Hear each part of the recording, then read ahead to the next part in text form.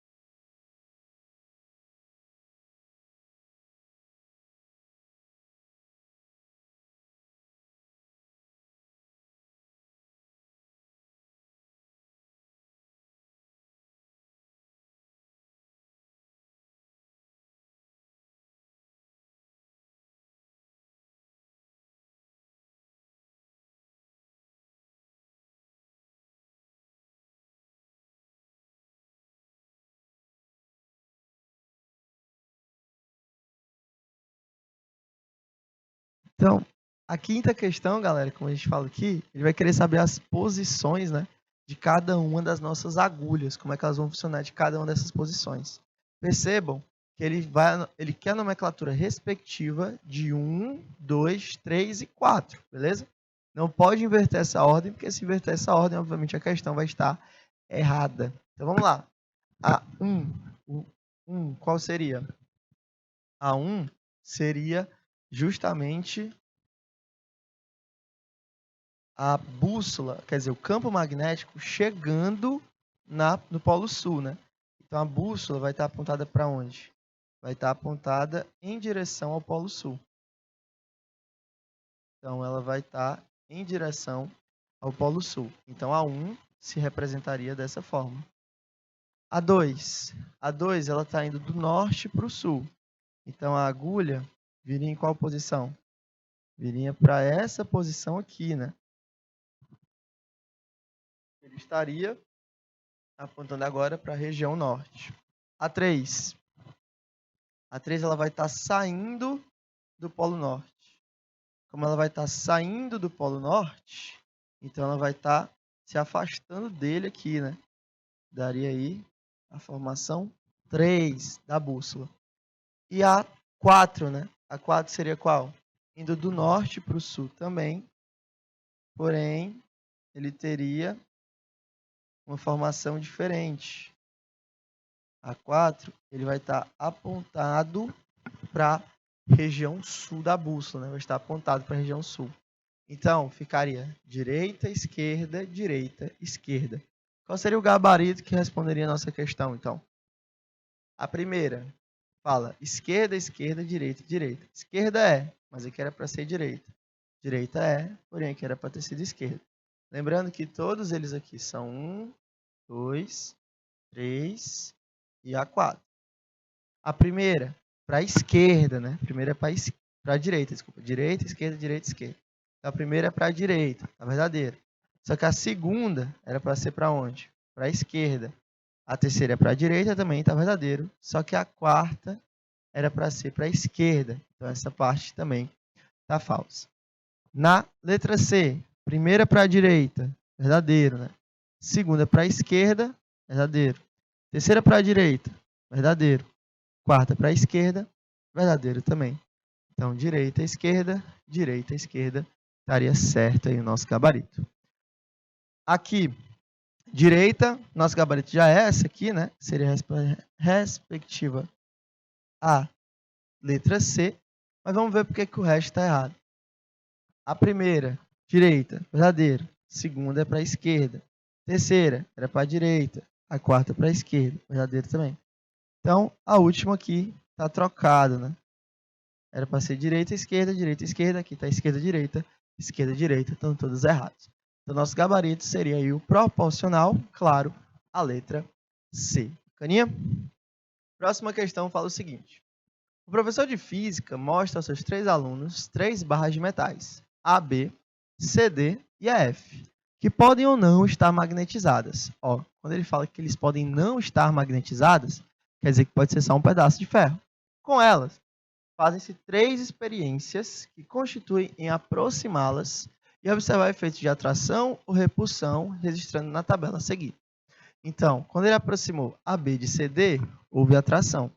Só que a atração, galera, pode ser polos diferentes, PD, ou ferro, né? O ferro também é atraído. Lembrem-se disso.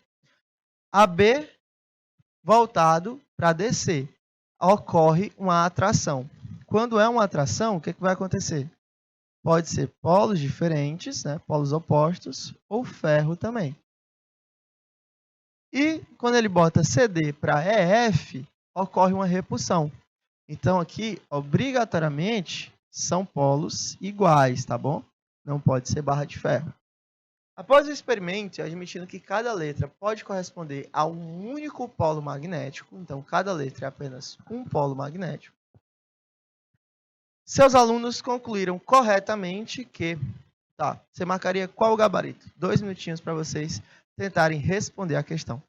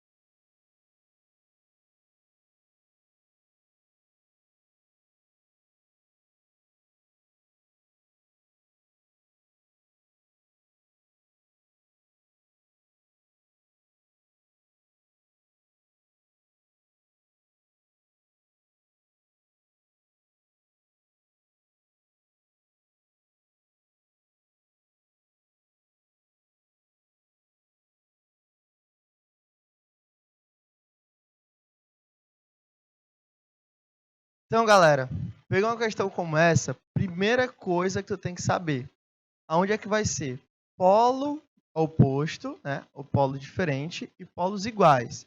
Porque polos iguais, obrigatoriamente, vai ter uma repulsão, bacana? Só que polos diferentes, eles podem ter uma atração tanto com o outro polo, quanto com um pedaço de ferro que tiver imantado, bacana? Então, tem essa ideia aí na sua cabeça de que você tem que ter essa atração presente no sistema, caso você tenha polos diferentes ou polos com relação a pedaços de ferro. Ó, vamos aqui trabalhar no nosso primeiro caso. Na verdade, para resolver essa questão, gente, tem uma dica boa. Você começa sempre pelos polos que são iguais, tá bom? Os polos iguais, onde tem repulsão, é porque obrigatoriamente os dois são magnetizados, tá bom? De CD para EF. Então, de C para D e de E para F, você tem uma repulsão. Como você tem uma repulsão, obrigatoriamente o polo D é oposto do polo E. Então, significa dizer que tanto o C quanto o D, tanto o E quanto o F, são carregados, beleza? Então, os dois têm polos, seja polo sul ou polo norte. Então, obrigatório dizer que C e D são ímãs, tá bom? O C é ímã e o EF também é um ímã. Ambos têm valores de ímã. Tá. Quando vai ocorrer uma atração? Quando vai ocorrer uma atração, de A para B e C para D, vai ter que possuir essa atração no sistema. Então, eles vão ter que ser ímã ou não. No caso, como a gente já sabe que CD e DC são ímãs, então eles obrigatoriamente vão ser ímã aí. Ó, no primeiro caso, ele apontou o D para quem? Para o B, né? BA. E no segundo caso, ele apontou o C para o B também. E ambos os casos, o que foi que existiu? Uma atração. Presta atenção no que eu estou querendo te dizer. Se CD é ímã, significa que se C for um polo, D é outro polo. E se D for um polo, C é outro polo. Então, se ele aproximou os dois polos que a gente sabe que são diferentes, por quê? Porque o C e D são ímãs. E o BA é só um pedaço de quê? De ferro. Por quê? Porque, como ele é um pedaço de ferro, ele foi atraído pelos dois lados. Se ele não fosse, né, um pedaço de ferro, ele não teria esse poder de atração aqui no sistema, não. Ele seria repelido, né, quando você teria essa volta aí. Quando você tivesse essa volta, ele sofreria uma repulsão. Então, obrigatoriamente, ele tem que ser um pedaço de ferro dentro desse sistema. Logo, a gente sabe que CD é ímã, EF é ímã, mas BA é um pedaço de ferro, tá bom? Então, vamos lá. Após os experimentos e admitindo que cada letra corresponde a um único polo magnético, os alunos concluíram que corretamente que somente CD é ímã. Ó, CD é ímã, mas o que é que mata? A palavra somente. A palavra somente é que te tira aquela alternativa como uma possível alternativa correta, já que o EF também é ímã, né? O EF também produz essa capacidade magnética. No B, as barras CD e EF são ímã. Olha lá, CD é ímã, EF também é ímã, então nosso gabarito seria já letra B. As barras CD e EF, somente elas são ímãs. Por quê? Porque a barra AB é ferro, já que ela é atraída pelos dois polos do ímã, né? Independente se for polo sul ou polo norte. Letra C. As barras AB e EF são ímãs. Não, a barra AB não é ímã. Letra D. Somente as barras AB e CD são ímãs. Falso. A barra AB não é ímã, é só um pedaço de ferro. E letra E. AB, CD e EF são ímãs. Falso também. AB não é ímã. CD e EF, sim, são ímãs. Mas os outros dois presentes ao sistema não são ímãs de jeito nenhum. Então, nosso gabarito é a letra B, quando ele fala que somente as barras CD e EF são os ímãs do sistema. Bacana? Então, dica para você começar essa questão. Sempre comece por onde? Pela repulsão. Porque se tem repulsão, obrigatoriamente, os dois que estão sendo comparados, tá bom? São ímãs, né? Os dois que estão sendo comparados têm propriedade magnética, porque ímã só repele ímã e de mesmo polo. Então, você ainda pode dizer que o polo D e o polo F são iguais, tá bom? São polos iguais, tá bom? D e F seriam polos iguais no sistema, justamente porque eles vão se repelir. Bacaninha? Nossa sétima questão fala o seguinte: lê as afirmações a seguir a respeito das propriedades dos ímãs. 1. As linhas de campo magnético dentro de um ímã da barra dirigem-se da sul para o norte. 2. Não existe monopolo magnético. 3. Os materiais diamagnéticos são fracamente atraídos por ímãs. E 4. Ferro, cobalto e alumínio são exemplos de materiais ferromagnéticos que são fortemente atraídos por ímãs. É verdadeiro o que se afirma em quais alternativas? 2 minutinhos para vocês tentarem responder a questão.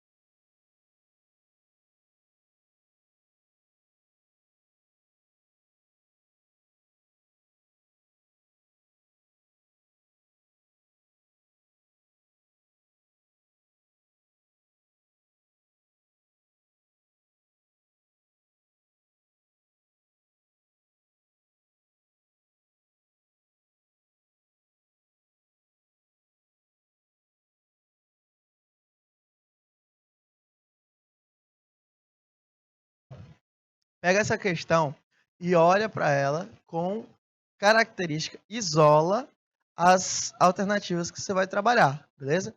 Você não vai analisar tudo de uma vez. Analisa cada uma de forma separada. 1.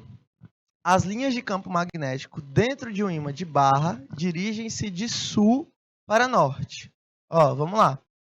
Você pega uma barra e desenha aqui ela para a gente caracterizar a afirmativa 1. Você tem polo norte, polo sul. Quando você faz isso, você desenha primeiro quais são os níveis de campo magnético, as linhas de campo magnético que vão atuar. As linhas saem de norte e vão para onde? Vão para sul de forma externa. Então, aqui dentro você teria essa situação. Beleza? E dentro do ímã de barra, as linhas vão se dirigir para onde? Ó, você vai ter a indução magnética gerada aqui dentro, né? Você vai ter esse processo magnético que vai ser justamente os níveis passados de um sistema para o outro. Então, do sul para o norte acontece de forma interna, né? Dirigem-se de sul para norte dentro do sistema. Então, você teria A1 como verdadeira, né? Você teria realmente as linhas de campo magnético dentro de um ímã de barra dirigem-se do polo sul para o polo norte. Então, letra B e letra C já estão fora. Então, vamos combinar com as outras que já existem aí. Afirmativa 2 fala o seguinte: não existe monopolo magnético. Então, ele está falando de qual propriedade? Ele está falando da inseparabilidade dos polos. Então, quando você tem aqui um polo norte e um polo sul, você pode quebrá-los. E aquele polo sul vai fazer o quê? Vai fazer com que você difira, né? Em outros dois ímãs, polo norte e polo sul. Lembrando que se o polo norte for na direita, todos os polos norte vão ser na direita. Se o polo sul é na esquerda, todos os polos sul também são na esquerda. E não importa quantas vezes eu quebre e divida aquele ímã, sempre vai se ter, né? Sempre vai se ter esse valor aqui. Sempre vai se ter esse valor dentro daquele meu sistema ali. Lembrando que se o norte for na direita, todo mundo é na direita. Então, sempre os ímãs vão ser de polos, tá bom? Eles não vão ser nunca monopolos. Então, 2 é verdadeiro também. Não existe monopolo magnético. Então, você teria aí como afirmativa verdadeira a letra A. A 3 e a 4 têm que estar falsas, mas vamos explicar primeiro o porquê que elas estão erradas, tá bom? 3. Os materiais diamagnéticos são fracamente atraídos por ímãs. Materiais diamagnéticos são metais que têm propriedades magnéticas, né, que são atraídos por aqueles ímãs.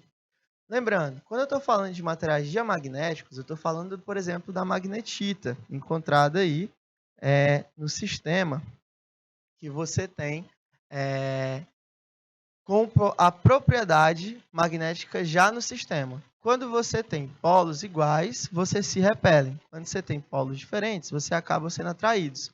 Só que quando você tem materiais diamagnéticos, como por exemplo o ferro, né, você tem uma força de atração muito grande. Por isso que o ímã gruda na geladeira de uma forma muito fácil. Então você tem essa propriedade de atração dos ímãs. Então, a parte errada da nossa alternativa é quando ele fala fracamente, né? Atraídos por ímãs. 4. Ferro, cobalto e alumínio são exemplos de materiais ferromagnéticos que são fortemente atraídos por ímãs. Essa questão é uma pegadinha maravilhosa, que se você não prestar atenção, você despenca nela, beleza? E quando a gente estava estudando, a gente viu que ferro, cobalto e o níquel são exemplos de materiais ferromagnéticos. Então, o alumínio ele não é considerado um exemplo de material ferromagnético, ou seja, propriedades magnéticas do ferro o alumínio não possui. Eles são fortemente atraídos por ímãs? São o ferro e o cobalto. O alumínio ele não é atraído por ímã de uma forma agradável, né? Por isso ele não tem essa propriedade de atração. Então, realmente, a terceira e a quarta estão erradas. Afirmativas 1 e 2 são as verdadeiras, logo nosso gabarito seria letra A. A imagem a seguir mostra um ímã permanente, que foi quebrado ao meio. Olha aí, você tem dois ímãs gerados pela quebra de um ímã maior. Olha lá a linha de corte, exatamente entre os dois polos, né? Tem essa linha de corte aqui. Sabendo que N e S representam respectivamente polo norte e polo sul do ímã permanente, determine a polaridade dos pontos 1, 2, 3 e 4 do nosso ímã, beleza? 2 minutinhos para que vocês possam me dizer o gabarito da questão.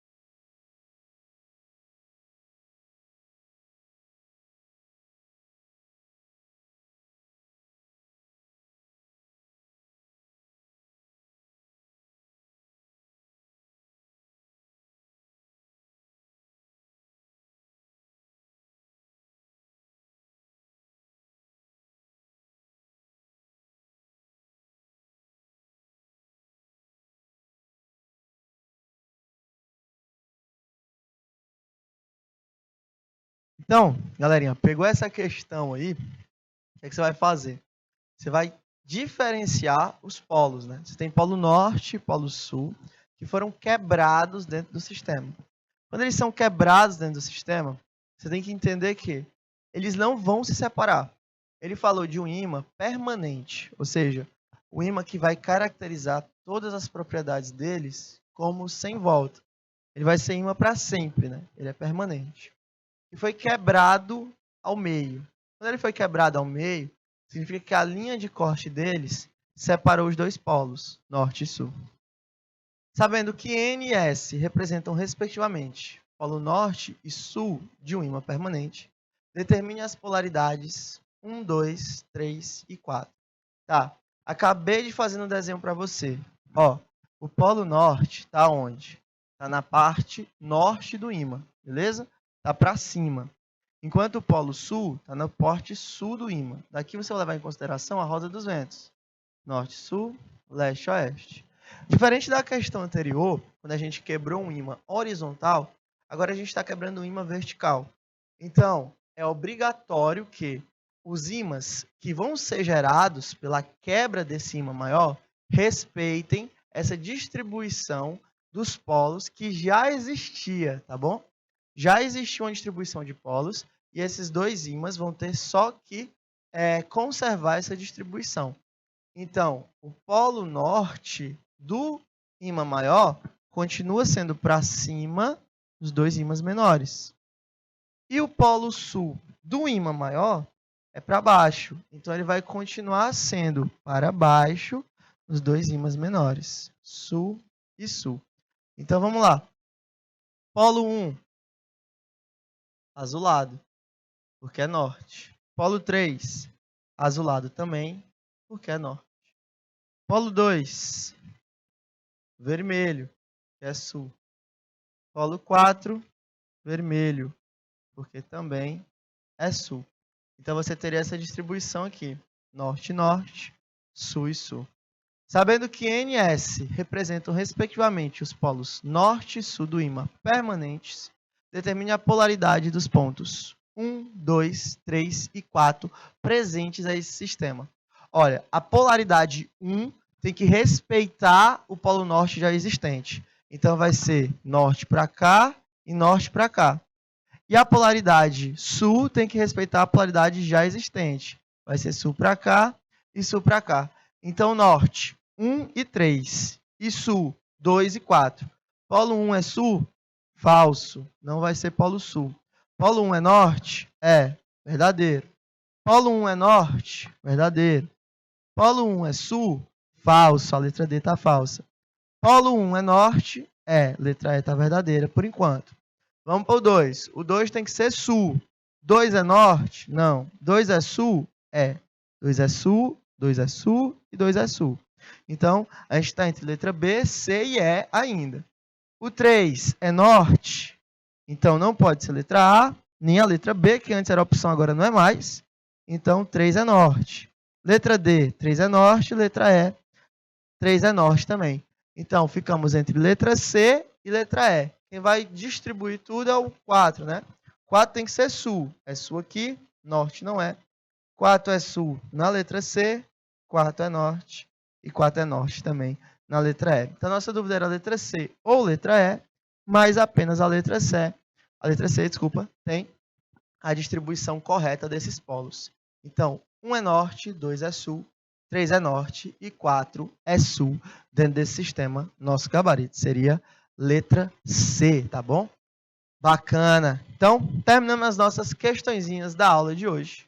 Agora a gente vai discutir um pouquinho sobre a última parte do nosso assunto, que são as auroras, tá bom? O que são essas físicas das auroras? O que são essas auroras? As auroras são polares. Primeira coisa que você tem que ter ideia. As auroras, elas vão acontecer nos polos. E aí você pode levar em consideração os polos geográficos. Mas a gente está falando dos polos magnéticos, tá bom? Polo norte magnético e polo sul magnético. De boas, você vai ter esses dois polos. Por que esses dois polos que são os principais? Galera, pelo seguinte, as auroras, elas são vistas com muita facilidade por seres humanos que moram nas regiões mais extremas do planeta. Então, em países como os mais longínquos para o sul e para o norte, como o Ártico, e Groenlândia, e lá para baixo, a parte da Antártida, eles são vistos, né, em relação a esses polos aí. Lá no exato polo norte geográfico e sul geográfico, as auroras não são tão bem vistas. Por que elas não são fáceis de visualizar? Porque elas dependem do campo magnético terrestre, não da parte geográfica terrestre, tá bom? Então, sempre lembrar que quando eu falo de auroras polares, eu não estou me referindo aos polos geográficos. Eu estou me referindo aos polos magnéticos, tá bom? As auroras polares são fenômenos caracterizados por um brilho intenso no céu noturno, de regiões próximas aos polos terrestres. Olha aí. Quando ele fala de polos terrestres, ele está falando da região geográfica, mas a gente sabe que as auroras vão acontecer nos polos magnéticos. Esse brilho, geralmente de cor verde, é resultado da interação das partículas vindas do Sol com as moléculas de oxigênio e nitrogênio pertencentes às regiões da ionosfera terrestre, tá bom? Mas, geralmente, olha a palavra que ele falou, geralmente de cor verde. As auroras não necessariamente vão ter essa cor verde. Por que elas vão ter um excesso de verde? Porque o níquel é um presente, né, muito forte do Sol para a gente. Então, você tem pancadas de níquel saindo do Sol de forma violenta, com uma certa constância. E o níquel, quando é queimado, ele fica numa cor esverdeada. Como assim, Matheus? Eu tenho que saber que o níquel consegue pegar fogo para falar de auroras. Bom, já a gente fala o porquê disso aí, beleza? Mas, por enquanto, a ideia que você tem é que as auroras são metais interagindo com oxigênio e nitrogênio e eles vão entrar em combustão, ou seja, eles vão incendiar dentro daquele meu sistema. O fenômeno é denominado aurora boreal quando acontece no hemisfério norte, tá bom? A aurora boreal, ela acontece no hemisfério norte. Aquela região do Ártico, da Groenlândia, lá em cima, lá do Santa Claus, Papai Noel, né? E a aurora austral acontece em qual hemisfério? No hemisfério sul. Como é que eu vou lembrar disso, Matheus? Bom, a aurora austral, ela vem de Austrália, tá bom? Então, sempre lembre-se, a Austrália, ela é de qual hemisfério? Hemisfério norte ou hemisfério sul do planeta? Bom, a Austrália é do hemisfério sul. Então, auroras austrais, ou aurora austral, é do hemisfério sul, enquanto a aurora boreal é do hemisfério norte, tá bom? Então, você teria essa situação de hemisfério sul e hemisfério norte para ser diferenciado dentro do sistema, ok? E como acontecem as auroras polares? Bom, tudo começa lá no Sol. A todo instante, em virtude de explosões de reações nucleares, a coroa solar, a camada mais externa do Sol, né, a parte mais externa do Sol, ela ejeta partículas elementares de altíssima energia, ou seja, os chamados ventos solares. Essas partículas elementares de altíssima energia são chamados ventos solares, que são uma quantidade de energia expurgada do Sol através de uma ejeção. Então, forma como se fosse uma espécie de nuvem, beleza? Uma nuvem de energia solar presente no sistema. As partículas são ejetadas por todas as direções ao redor da estrela. Então, a estrela está só emanando. Ela não sabe por que ela está emanando, ela só está emanando. E compõe o chamado vento solar, tá bom? Ao chegarem na Terra, elas chocam-se com o campo magnético terrestre, beleza?